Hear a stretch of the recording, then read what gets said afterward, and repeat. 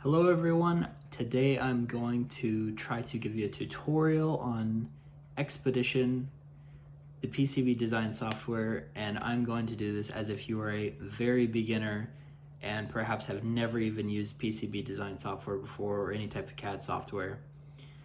I'm gonna try and do this pretty free-flowing. I might make mistakes. I'm just gonna try and keep going and just try and keep explaining. Basically, just from the very beginning, if you like I said, never used this before, the first thing that I learned to do is just open a database, which sounds like it shouldn't be that difficult, but if we go into an actual design, excuse me,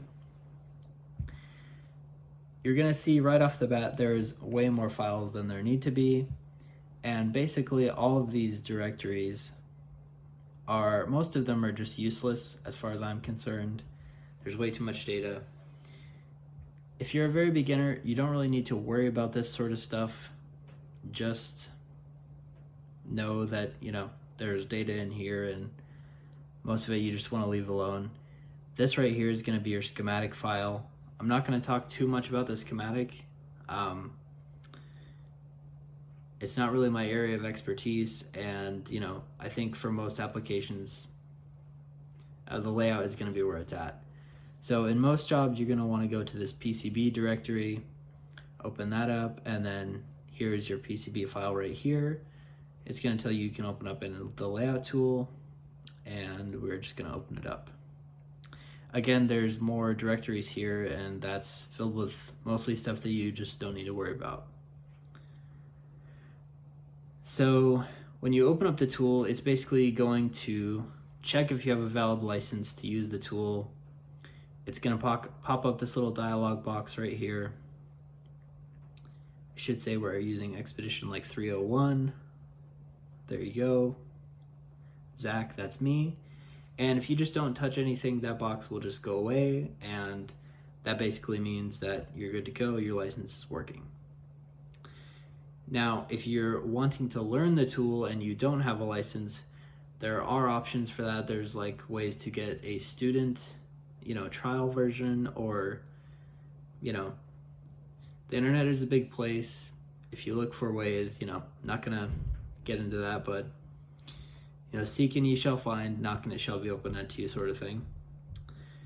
This next box that's gonna come up pretty much every time you open it, this is basically saying last time you used the design, you were not checking during some point, so it's recommended that we check for errors. We don't really need to do that, so we're just gonna hit no. Basically what that is like any time that you're doing something in this tool, it's going to check if it's violating the rules that you set up. So if you say that, for example, a component can only be within 5 mils of another component, if it's 3 mils away, it's going to register that as an error. Most of the time you're going to want them farther away than that, but just as an example. So this is a design that I basically scrubbed of all the important stuff, just so it would basically just be like a BGA right here and then some other parts. I didn't want to use a real design that I worked on for a client, so I just did this. So when you first open up the tool, you're going to notice that there are basically buttons everywhere, and what's even scarier once you start using this tool is that basically every button that exists in at least 2 places. So sometimes you'll be trying to find it and it's gone somewhere else, or you don't know what's going on. But basically any of these toolbars can be moved. You can decide which ones are turned on. You can just turn them off if you don't want them. Not that big of a deal. The ones that you really should worry about at first are going to be this toolbar right here. Let me pull it out. This is going to be your standard toolbar. So this has, of course, save. It has some other stuff like fit the board, go back to your previous view. And this one is actually pretty useful on highlight all. Like, I'm not sure if there's gonna be a, let me see if I can think of a way to do it.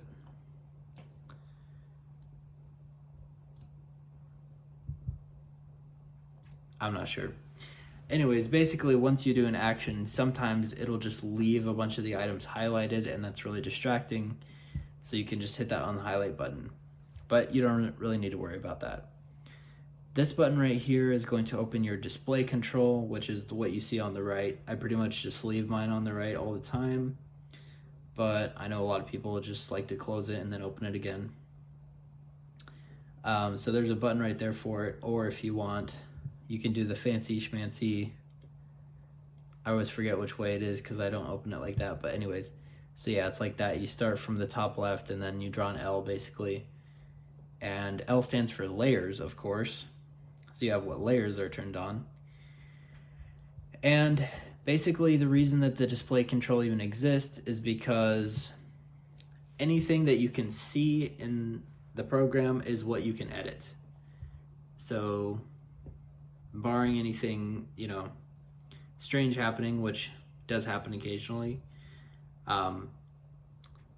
basically, yeah, anything you can see, you can change. So what we do to not change things we don't want to is just turn them off so we can't see them. And then obviously, like when you're routing, you don't want to have everything turned on all at the same time, because then it's just visually too much to handle, and that's just a nightmare. So I will say, I think the display control is pretty much, it was for me the biggest learning curve of learning this software, because here I can bring it more into the limelight here a bit. There's 4 tabs here at the top, and all of these tabs do different things. Like, there's just so many options. So you have all of the layers here, and then all this stuff down here. All these different objects that you can turn on. And it's funny because now that I've used this software for a while, all this stuff is pretty familiar to me, but like when you've never seen this before, there are just so many options. So I'll go through these like real quickly, just one by one, and just explain what they are. So while I'm actually working, I generally just stay on the edit tab because it gives you the layers right here. That is your active layer. You can see that it will highlight one whenever you click on it, and you can actually see in the background. Here, let me put this back real quick. You can see that when I click the different layers, these vias will change color, and that's because the active layer that you're on will change. If you hit display active routing layer only, that basically means whichever layer that you're on, that's the only one you'll see. So for example, now I'm on the top layer, then I switch, so I'm only on the bottom layer. So that's how you pick which layer you're on. There's also going to be a readout down here in the lower right of what layer you're on and what layer pair is associated with the one you're on. So for example, right now it's saying I'm on layer 10, which is red, and the layer it's paired with is layer 1, which is blue. And always remember, the top layer has to be blue and the bottom layer has to be red for the guys who tape. So moving right along, we have down here global view and interactive selection. So remember how I said that like anything that's turned on, you can select and edit? That's basically what this is saying also. And this is another problem of the display control because everything is in multiple places. So for example, planes right here I have turned off. I'm not sure there are any planes on this board at the moment. I might have deleted them, but let's see, let's just do traces. So you can see that I can turn traces on and off for the entire board, but then on the objects tab, there's also a way to turn the traces off down here. Oh no, that's the route obstructs. What am I thinking? Is there a way to turn traces off there? I don't even know. Well, I can definitely turn vias and pins off here and also turn them back on here. you can tell it's just, this whole thing is confusing. It's, you know, things being in multiple places, and it's just, normally, like I said, I just try and stay on the edit tab. Most of the time I actually don't change the objects tab at all, because I just prefer to turn it off on this first one. But in any case, the objects tab is obviously going to be most of the objects on the board, whether that be components, most of your route objects like traces, vias, and stuff. Apparently, I thought there was a trace one on here, but maybe there's not. I'm probably just losing my marbles at the moment. Plane shapes, and then net lines also, which is an interesting one. If you're not familiar, net lines are basically, they will show up here. If I just delete all these traces, for example, all these lines are basically showing you that you need to connect the dots between these two objects. So between this trace and this trace, you need to connect them back up. And once your design is finished, you don't see any net lines anymore, but you can turn them on and off right there, as well as the fancy smanchy stroke thing, which is a letter G. And G stands for guides. So net lines, guides, rats, goes by many different names, but that's what they are. So yeah, the objects tab. The other thing you need to keep in mind about the objects tab and a lot of the tabs on this is that there's a top one and a bottom one. And when you're basically, you would think that it would just be for both. Like once you turn off something for the top side, it'll also turn off for the bottom side, but that's not always the case. It is the case for lots of things, but that's another thing you're just gonna have to get used to. So placement, most of the time in the placement, the only thing I like to keep left on is ref des and the placement outlines. That's pretty much it. Vias, I pretty much leave that at the default, rarely turn those off. Pins, I just leave like that also. Net lines, like I said, I just use the G thing to turn them on and off. I don't actually, and you can see when I'm doing that, you can see the box will check and uncheck itself. I normally just leave this alone and then use the G to turn them on and off. The planes, I guess there are planes on this board. See, there you go. I thought I was turning them on earlier. Turns out they were turned off here, and why it does that, I don't know. The people I work with get annoyed about that a lot because they feel like they should be able to see something and then they can't see it, and it happens to the best of us. So the planes, I generally just try and leave like this with everything turned on, and then like I said, I do it on the first page here. For me, that's easier just to keep track of.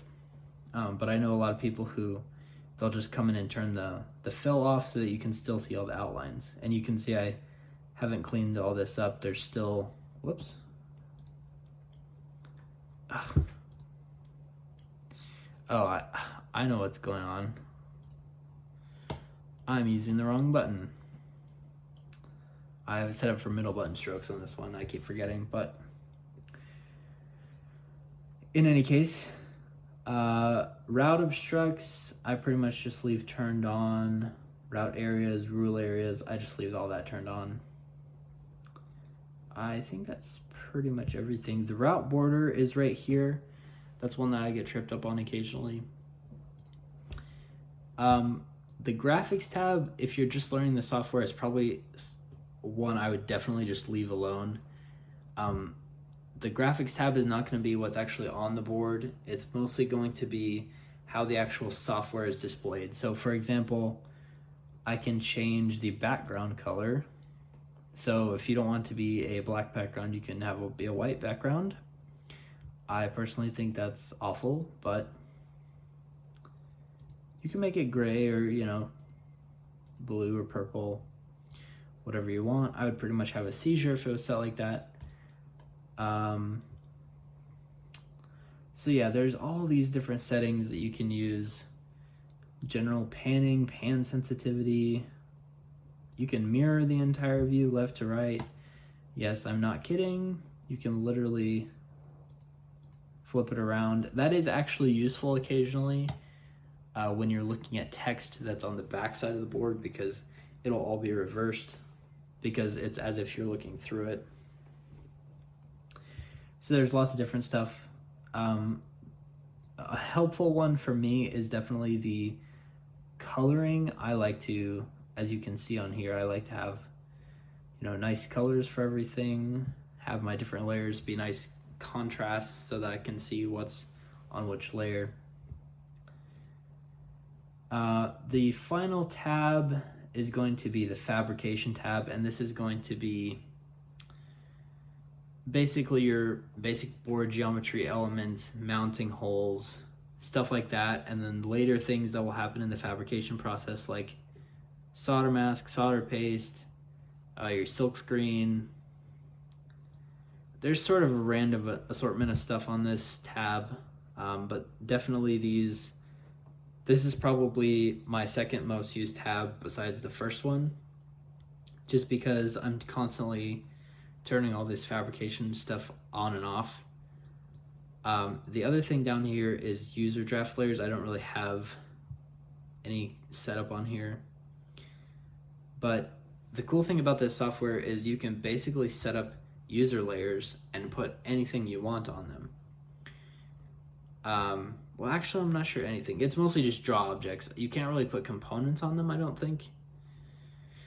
Yeah, it doesn't really work like that, but you can have draw objects on there however you like. Technically, traces can be act as draw objects, so I haven't really tried that out, but that's basically an overview of the display control. Like I said, it's a bit of a nightmare. There's things in multiple places. I think the route border should be on this board objects tab, but it's not. So in any case, I just like to keep the display control docked on the side and slightly smaller than that. There we go. So I need to take a drink.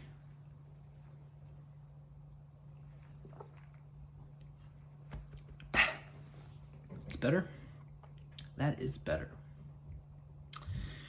Okay. So the next thing about learning how the Starship operates is all these toolbars up here and your different modes that you're in: place mode, route mode, draw mode. You can do different stuff in different modes. In component mode, you move components around. In route mode, you can route things, draw vias, do different stuff. In draw mode, you can manipulate draw objects.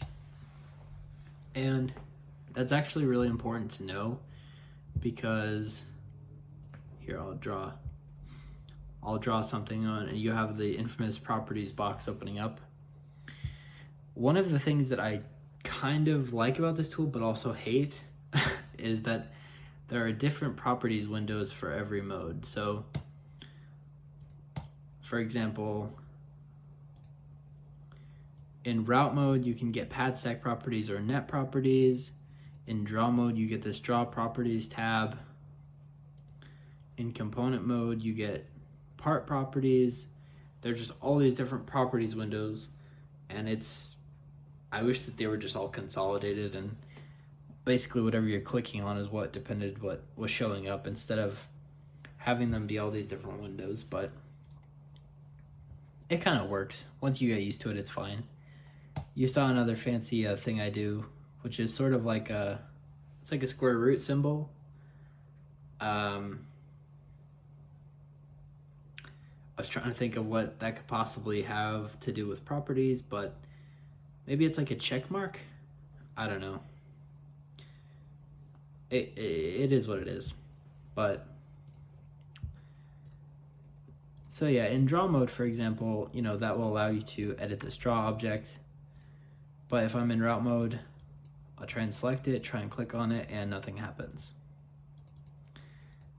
So again, the modes are pretty important for determining what you're able to edit.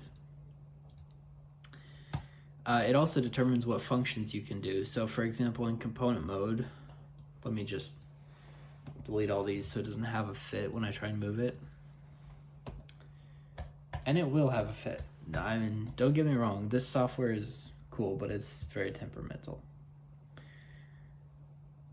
So for example, you see down here, there are all these buttons that you can push, and you can just click on them, and I have seen some people do that. But these all correspond to your function keys. That's one of the things that I actually think Xpedition does well, is that it allows you to use the keyboard in a lot of very dynamic ways. Mostly your function keys. Excuse me. We're just gonna keep it rolling. And so for example, I just hit F2 and I can pick a component up. I can select a bunch of them and pick them all up. And then you have, you can rotate 90 degrees, push them to the back side of the board, all sorts of different stuff. Hey guys, Zach from the future here. One thing I forgot to mention is that you definitely want to be using the escape key all the time. Like pretty much anything you're done doing something, you just want to hit the escape key a bunch. The escape key is basically, it's your friend. So that's one of the things that I got taught immediately when I started using this tool. Just anytime you're done routing something, escape key. Anytime you're done drawing something, escape key. Anytime you finish a command, basically it just resets you to your default state, and it just makes it a lot easier than trying to go on something else before it. If you're doing one command and then you try and start another one, the software just gets confused. So back to the video. Generally in each mode, like F2 and F3 are going to be like the most used ones, and then like F8 through 12 are pretty much never going to be used. At least, it's very rare. So for example, when you're routing, basically the most common thing is you'll select, like, I'll just select this pin, hit F3 to route, and then F2 to drop a via. You can also double click on the mouse to drop a via. Or if you're really slow, you can,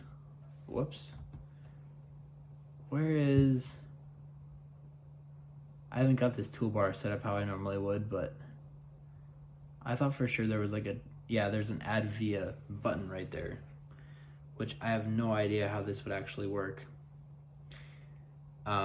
For you to go all the way up here and click add via, but as you can see, it'll show you a little pictograph of it basically displaying how things work. And oh, maybe this is a different function. Maybe it adds vias along something. Let's try it out. Will it do anything smart? Oh, it does. Hey, that's pretty good. Well, maybe here's what I'm thinking of. I don't know. I guess I'm just talking out me behind. Oh well.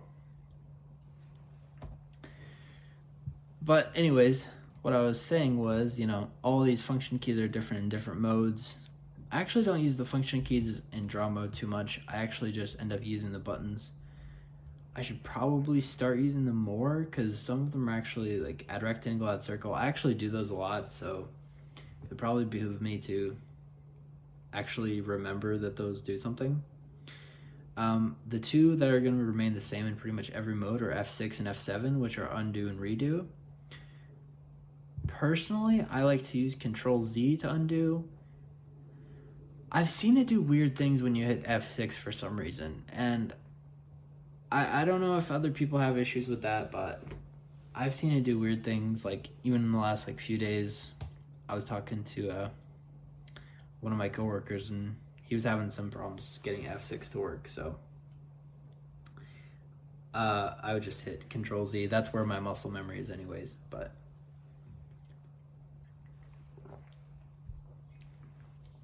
okay, so I think that's pretty much the basics. You're gonna have an XY readout in this top right hand corner, and then down at the bottom here, it has this message window. And generally I just close this because I don't want to see it, but like if you try and do something that you can't do, like here I'll just, you can see in the bottom right hand corner here, it'll come up with this little yellow thing. Sometimes it comes up in the message window as well. But this little yellow thing, it'll tell you what error it is. It can't put the part there. The other stuff along the bottom, in route mode, it'll tell you quite a bit of stuff. Like if I just hover over a trace, it'll tell you the width, the length, what layer it's on. This is the, I guess, coordinates.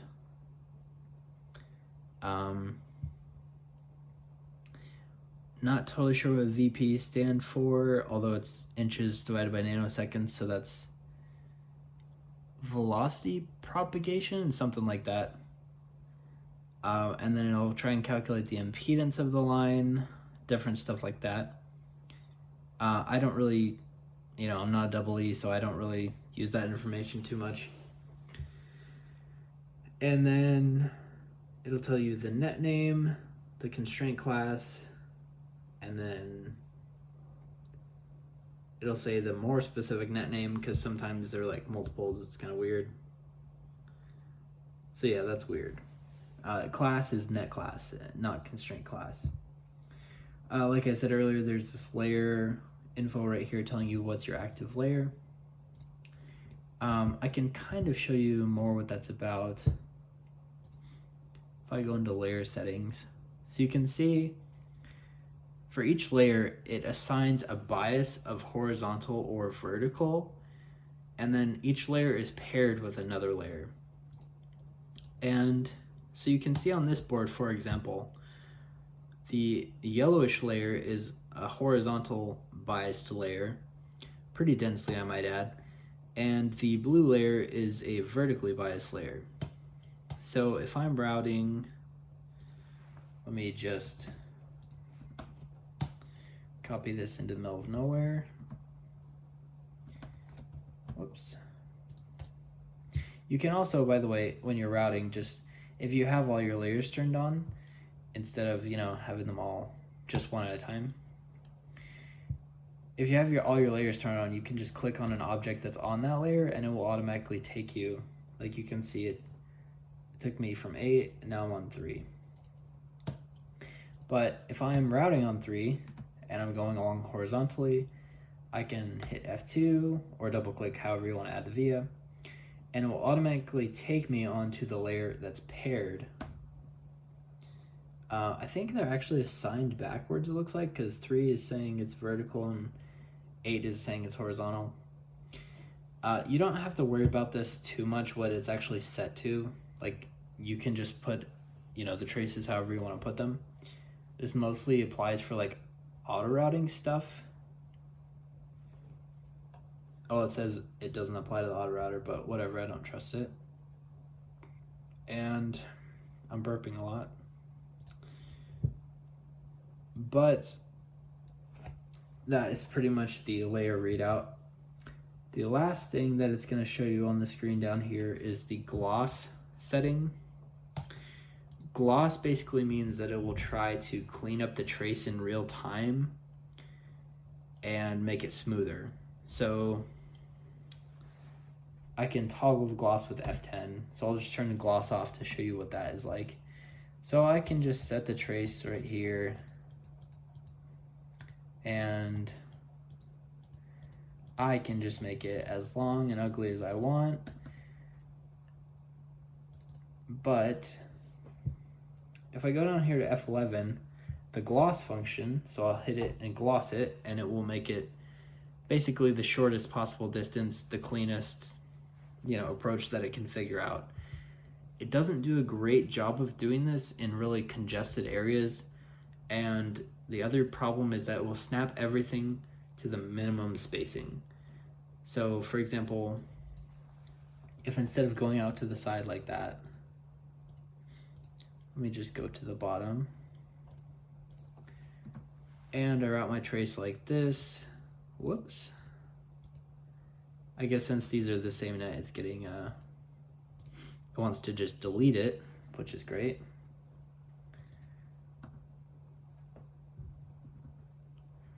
Let's see. It's done me again.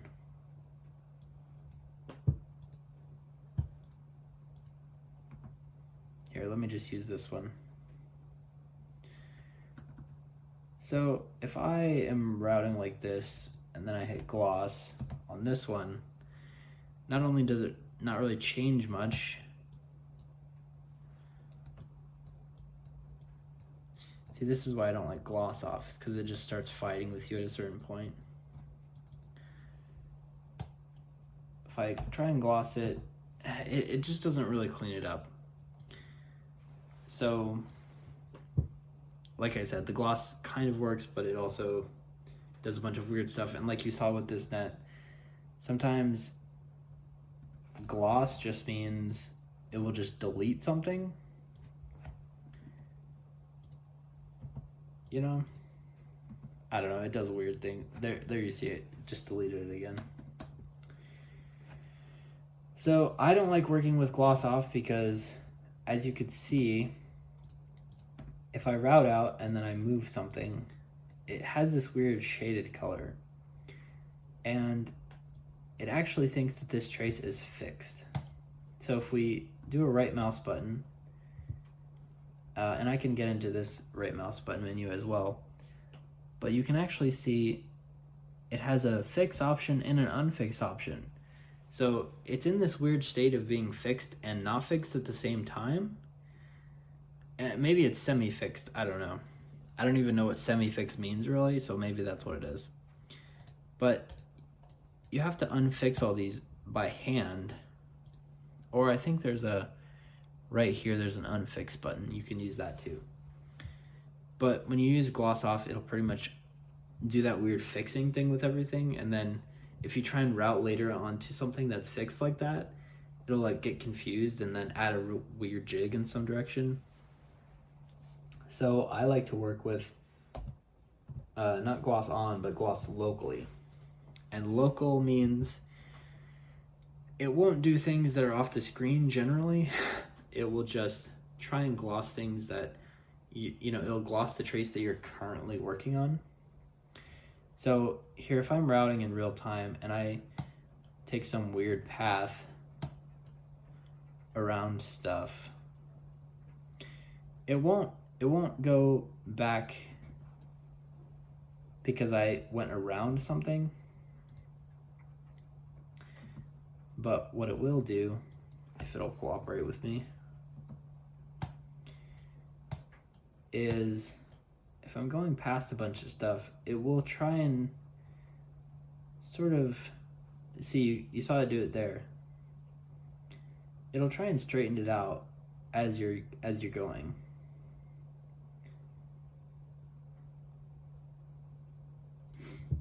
It's putting all these weird trace loops in there. I should probably disable that. Prevent loops. So much to go over. This is the editor control. I opened up it a little while ago to look at the layer settings. And this is another example of all of the settings being in multiple places and hidden places. So if you can't do something in this tool, it's probably that the editor control has some setting. It has the DRC checks, design rule checks, sort of like a pin number. Now line optimization, not even sure what that is. Part alignment, cell origin. There's all these weird settings in here. Most of those you don't really need to worry about most of the time.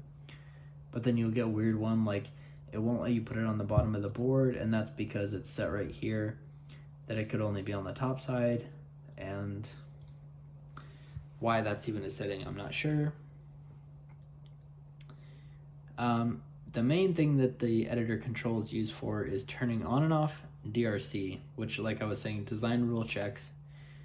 Basically, you can turn the checking off, our old Russian friend check off, and it will let you do things that are wrong. So for an example here, I have this one net. So this is a 3v3 So 3.3 volt basically power. And it won't let me route on top of this other net. It won't let me short them together. But if I turn checking off and I say, yes, I want to turn checking off, and it'll say interactive DRC off, switching to hockey stick mode, and it will let me basically put these right on top of each other. So these are completely shorted together. It prevented the loop, which is funny. It will allow you to do things that are wrong all the time if checking is turned off. So obviously most of the time you don't want to have check turned off, but there are some instances where you just want to put something in and then you'll go back and fix it later. There's a myriad of reasons why you want to turn checking off, but that's where the setting is, and then you can either click it back on here or just exit out of this little window. And this is the same thing that came on when we first opened the design, which is basically anytime you turn checking off, it'll want to run the DRC. Like basically the batch checker is like different than the in real time checking, and the batch checker will basically just make a list of all the errors that it sees. So anytime you do this, you're like, would you like to run it now? Obviously not. Other items of note in the editor control, layer settings is occasionally useful. Tuning settings is occasionally useful if you're adding length to things. Diff pairs, I don't really ever use. Pad entries, I occasionally use this. The main way you would use this is like to allow via in pad right here, or like it will basically try to keep the way that the trace enters the pad. It will try to keep in these uniform patterns. Instead of just entering at some weird angle, it'll try and keep it like centered like this, which you can turn off or on, or you can say I only want it to come out straight, I don't want it to come out diagonal. You can click to prefer these boxes. Oh, here's another thing. So there's the plow style, which is not as suggestive as it sounds. Basically when you're routing, here, let me not do it on a diff pair. Here, let me use something else. I've been picking on this 3v3 net for a while. Let's find some other thing. So while we're routing, I hit F3 to start routing, and you'll see that my little diamond shaped thing comes up. That means I'm ready to route. And once I click on the trace, it'll just start routing. But if I hit F3 again, and you can see in the bottom left corner of the screen as well, right here, as well as this place in the editor control, if I hit F3 again, you'll see it change to dynamic, and then hockey stick, segment, real trace delayed. There's all these different modes you can do. And so you see it went from moving around with my cursor to now it's sort of, there's a ghost image of where it will be, and then I can set it down and it won't move. And this has to do with like where it's glossing and where it considers the trace to be like anchored in some place. The segment, instead of like, whereas the hockey stick will let you do these hockey stick shapes, the segment mode is just basically one little piece at a time. And then you can see it kind of glossed it right there because I have gloss local turned on. If I toggle my gloss, here's a good example of how it will not gloss something. It will not add that chamfer onto the corner right there. It will just leave it there. That's a good example of gloss working or not working. And then, like I said, you can see all these are fixed, and you would have to unfix them, and I can gloss them. So that's what this is. Generally, I like to just leave this in the real trace, basically so you can see it in real time. And that does use more processing power on your computer. I have heard my computer at work warming up a little bit when you're trying to push and shove a bunch of stuff. The push and shove feature will basically, if you put a trace through something, it will try and move the other thing out of the way. So for example, if I take this trace right here, and I try and move it in between here, it'll move this one out of the way in real time to let me do what I want to do, which is really helpful. And it will go to a point, as you saw there, and then do something dumb. Or sometimes it'll just stop. It'll just say, no, I can't figure out how to do it, and it'll go back. The good thing about this is that it will move it as far as it needs to go, but then if you go back, then it'll basically put it back where it was. So that's really nice. What is there in here? The editor control. You can basically affect what it will shove, what it will push and shove. If you want it to move vias, which you pretty much never want it to do, pad jump. Allow curves traces, allow 45-degree corners. You can look through all this stuff. This is pretty boring. The grids, I know people who swear by the grids. Like you can see this one here set up with a 5mm via grid, 1mm routing grid. I don't generally work with a routing grid turned on. A grid for your parts is helpful at times, but that's a subject for another video. The whole grid discussion is like just a constant thing. So that's the display control, the editor control. Quickly, here's the hazard explorer. This is where you can see the DRC errors that I was talking about. So yeah, there's this online one, which is in real time. And then there's the batch one, which is like when it generates the list that it keeps asking you to do when you turn checking off or when you open the design.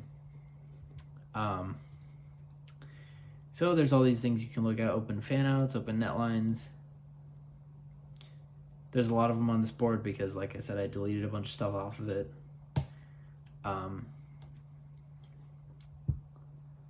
So that is the basics of the program. Yeah, there's more stuff we can get into. The constraint editor,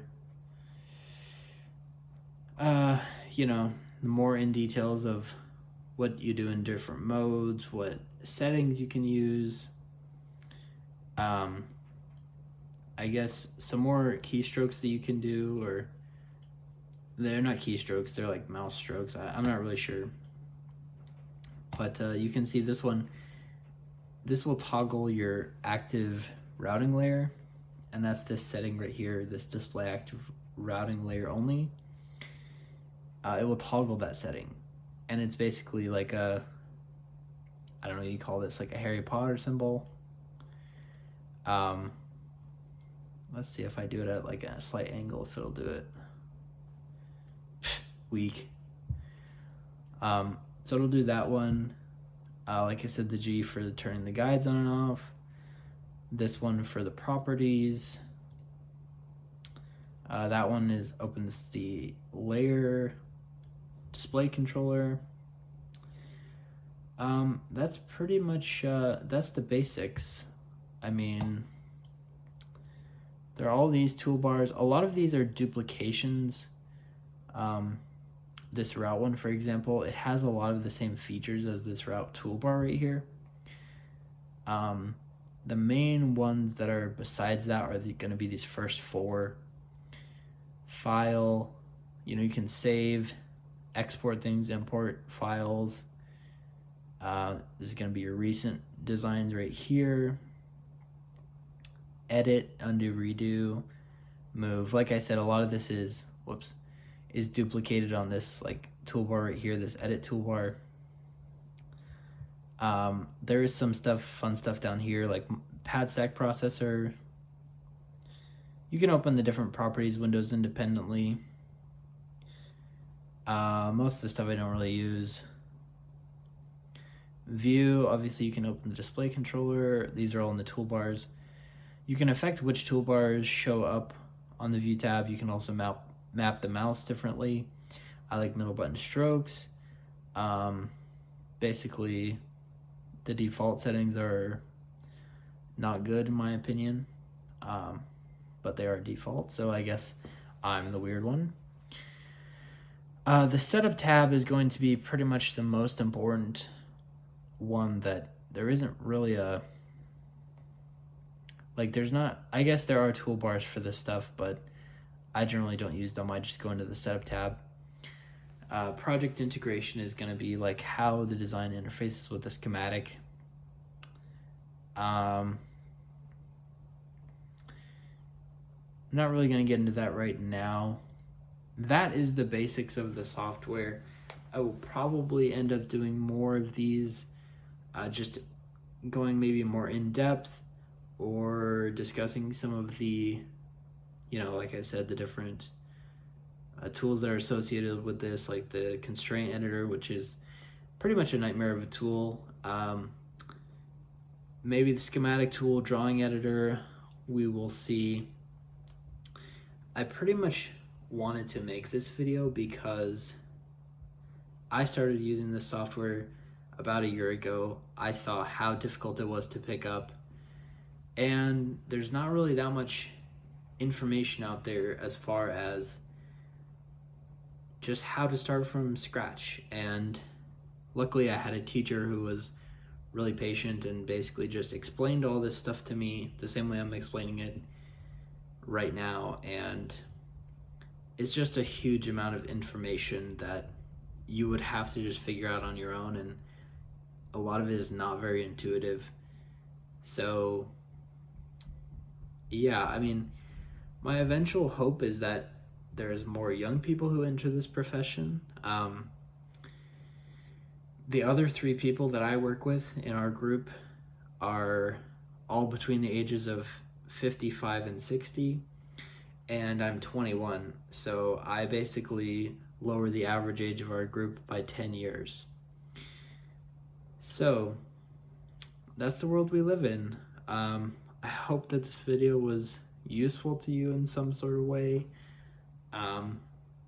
Like I said, I'll probably make more of these in the future, so look out for those. Thanks for watching.